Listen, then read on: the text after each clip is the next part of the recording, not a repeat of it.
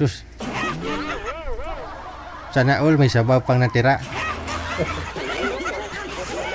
Ano pong balita sa'yo? Ano nangyari sa loob ng higit isang taon na hindi ka nagpa-line up? Ay, wala pa rin, sir. Single pa rin. Akala ko taken ka na. Akala ko may nagka-girlfriend ka na. Wala pa, DJ. Bakit naman sa sobrang dami ng mga nakausap mo dito? Wala kang... Wala naman. Hindi naman, sir, DJ, nag-work yung mga nakausap ko rito. Mga pagkatapos ng usap namin, wala na. Wala. Anong rason kaya? Anong dahilan? Ewan ko, sir. Wala, Baka hindi pa talaga tamang oras. halos karamihan sa mga nakausap mo, malapit lang naman sa'yo, kalugar mo, ang kabilang probinsya. Hindi, puro mga nakakausap ko, sir DJ, mga taga Davao, Ah, Cebu, Mindoro. parang may nakausap ka na taga Bulacan yata yun ah. Wala, sir DJ? Wala Ah, po. wala. Wala Mm. po. So, ano pong pinagkakabalahan mo ngayon? Yung pa rin, sir DJ? Ano po yan? Yung pare, sir? Pares. Oh. Opo. Sabi mo may tira pang sabaw?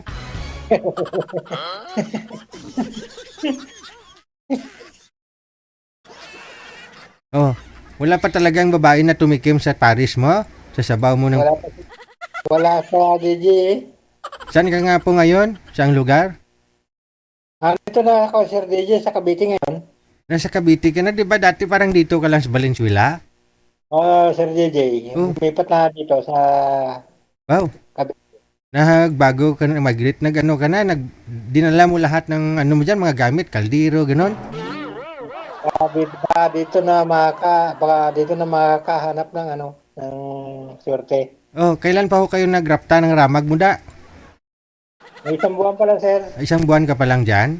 Saan sa Cavite? Sa Nike, Sir DJ. Nights, Cavite? Oh. Parang ngayon ko lang narinig yan. Nights. Nike. Naik. Okay. Sa Naik. Naik pala.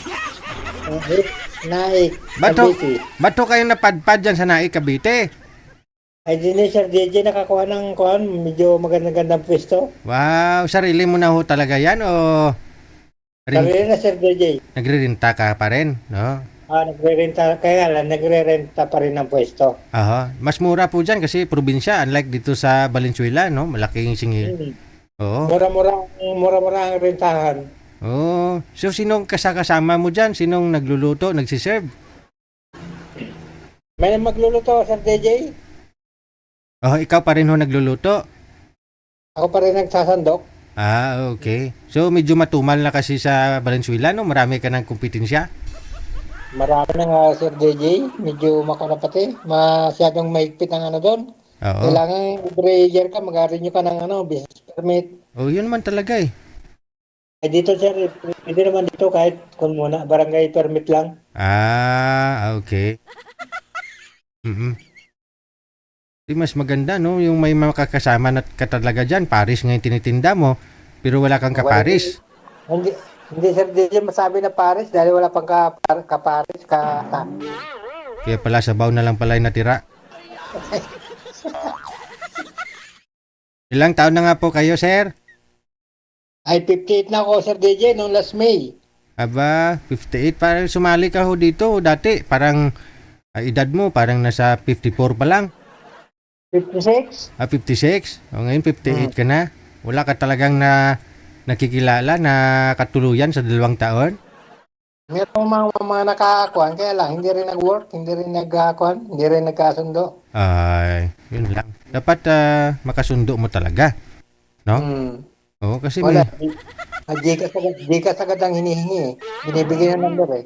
Kamo wala kong Gcash, mayroon akong bangko. Kaya na pagka ganun, pagka Gcash agad ang binibigyan ng number. Ayun lang.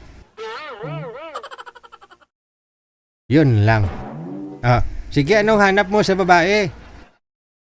Simple lang, Sir DJ, yung siyempre yung may seryoso tsaka yung tiwala sa sarili at tsaka yung yung talagang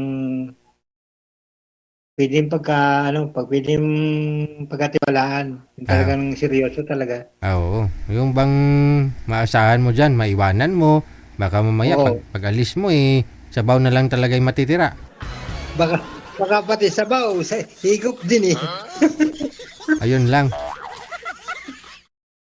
O sige, no? Hahanap pa ho tayo, sir, ha? Sige, Sir Okay, DJ. thank you.